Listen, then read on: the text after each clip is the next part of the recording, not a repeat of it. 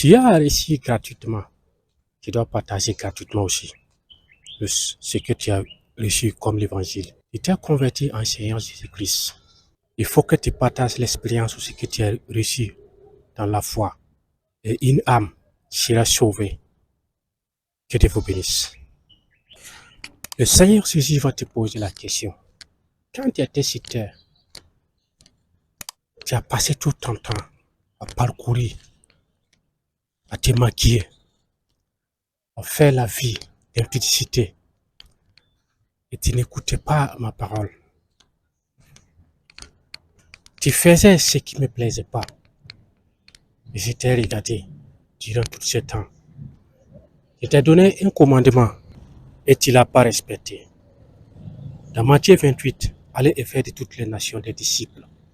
Celui qui croira sera baptisé. Celui qui ne croira pas sera condamné. Tel est mon commandement que je t'ai donné.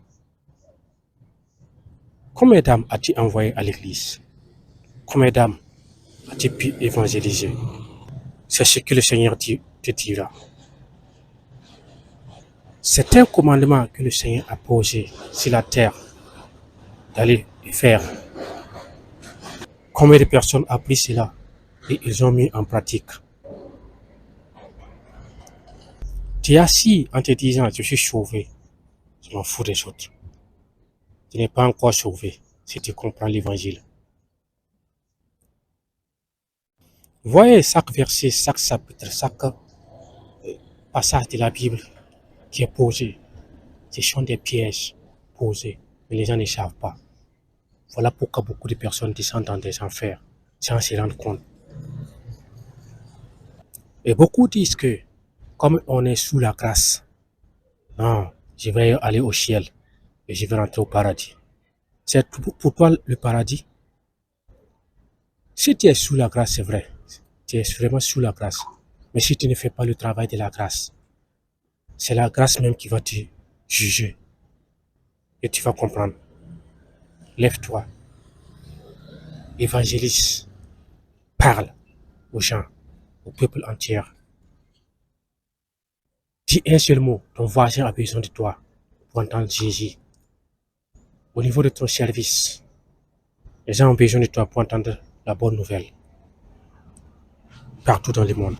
C'est ça ce que le Seigneur désire plus du monde. Voilà pourquoi il y a trop de tueries sur la terre.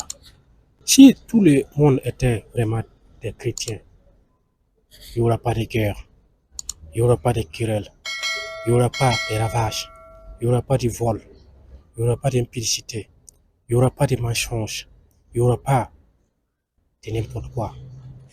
Mais comme la bonne nouvelle n'est pas propagée, voilà les conséquences de la vie sur terre. Pose-toi la question en te disant, est-ce qu'après la mort, je serai réellement sauvé? Pose-toi cette question. Peut-être que ton ami a besoin d'un réconfort, d'un soutien, des conseils pour reprendre la vie de l'église. C'est ça, aider ton frère ou sœur. Tes prières sont bloquées à cause de l'évangélisation que Dieu t'a donné à faire. Aujourd'hui, l'occasion s'est présentée et tu ne savais pas toutes ces choses, mais aujourd'hui tu as découvert ces secrets. Il te reste à faire l'œuvre de Dieu. Quoi et quoi a-t-il besoin pour servir Dieu? Prie, demande à Dieu, demande de l'aide financière, du soutien spirituel. Il viendra à ton secours. Mais si tu dis que tu as honte, le Seigneur aussi sera honte de toi. Mais si tu te dis que tu as honte de faire l'œuvre de Dieu, le Seigneur aussi aura honte de toi. Parce que chaque parole, chaque verset de la Bible est considéré. Donc, néglige jamais les versets de la Bible, les chapitres de la Bible, car tout est noté au ciel. C'est un commandement et c'est un ordre que le Seigneur Jésus-Christ vous a laissé sur la terre avant d'aller au ciel. Allez-y et faites de toutes les nations des disciples. Celui qui croira sera baptisé et celui qui ne croira pas sera condamné. Tel est le message que Dieu a laissé. Mais toi, tu prends ton temps à te maquiller. Toi, tu prends ton temps à faire des shopping. Toi, tu prends ton temps à mettre des faux cils, des faux mèches, et tu viens t'asseoir dans l'église en disant que ouais, je suis sauvé, on est sous la grâce. C'est vrai, on est sous la grâce. Mais si tu ne fais pas le travail de la grâce, le travail de la grâce va t'attraper. Et tu ne sauras pas où aller, où ni rentrer. Le dernier jour, tu seras présenté devant le Seigneur Jésus-Christ et tu dois témoigner tout cela.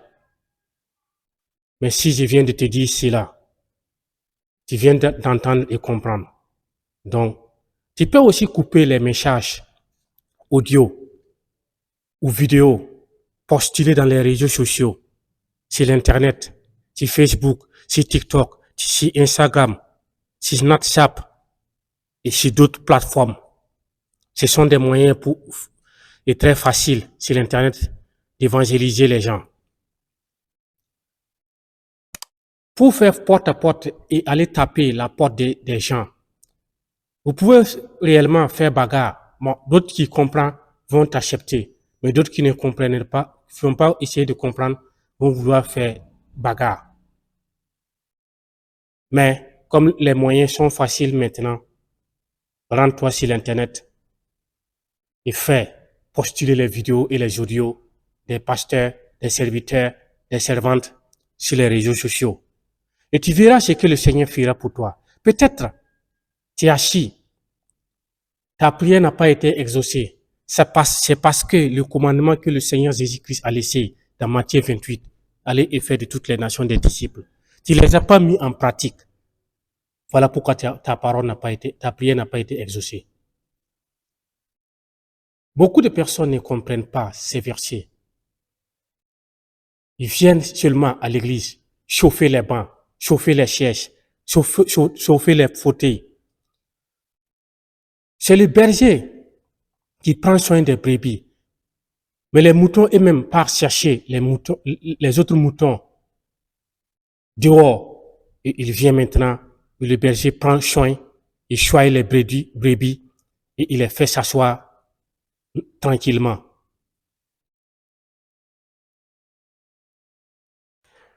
Fais gaffe à ce que tu fais. La vie que tu mènes ne glorifie pas le nom de Dieu. Fais simplement le travail de Dieu.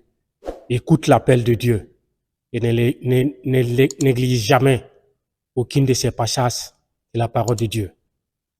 Et tu verras ce que le Seigneur fera pour toi. Fais un effort. Ne dis pas que j'ai honte. Mais si tu dis que j'ai honte, le Seigneur aussi, à ton retour, il te dira aussi que j'ai honte de toi. Vraiment, je t'encourage. Lève-toi maintenant. Œuvre pour Dieu. Ton voisin a besoin de toi. Ta voisine a besoin de toi. Au niveau de ton service, ils ont besoin de toi. C'est ça, connaître Dieu et le faire connaître. Tu as reçu gratuitement. Tu dois partager gratuitement ce que tu as reçu du Seigneur Jésus-Christ. Voilà pourquoi beaucoup de gens dans ce monde, il y a trop de n'importe quoi, des conneries, des corruptions, des vols, des criminels, des assassins, des menteurs, de l'impudicité, c'est que les gens vivent.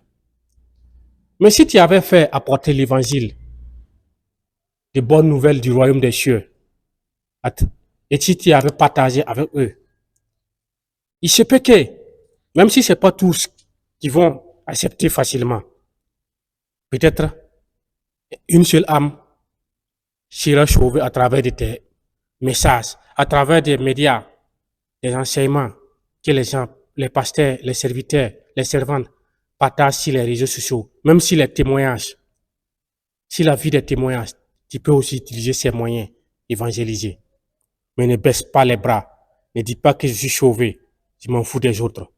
Si tu te dis, mets les idées comme ça sur la tête, tu seras condamné. On est sous la grâce. Mais si tu ne fais pas le travail de la grâce, c'est la grâce même qui va venir t'attraper. Et tu vas comprendre. Et si je savais. Au ciel, il n'y a pas si je savais. Dès maintenant, c'est l'occasion de te lever et de te présenter devant le Seigneur Jésus-Christ et de faire son travail et son ministère. Apporter la bonne nouvelle partout dans le monde. C'est un commandement et c'est un ordre que le Seigneur Jésus-Christ a laissé sur la terre avant d'aller au ciel. Merci à tous. N'oubliez pas d'abonner sur ma page, de partager et de liker. Même à travers les audios que je fais aussi, tu peux utiliser cela. Partager à d'autres personnes. Et ils seront soutenus. Ils vont comprendre l'évangile. C'est ça ce que le Seigneur attend de vous. C'est ça ce que Dieu veut. Mais ne passe pas ton temps à voyager. Ne passe pas ton temps à manipuler les autres. Ne passe pas ton temps à chauffer les chaises et les bancs de l'église. Ne passe pas ton temps à critiquer, à murmurer. Tu vois, le Seigneur m'a pas fait ça. Lève-toi, simplement. Prends le courage et fais le ministère de Dieu. Et tu verras ce que le Seigneur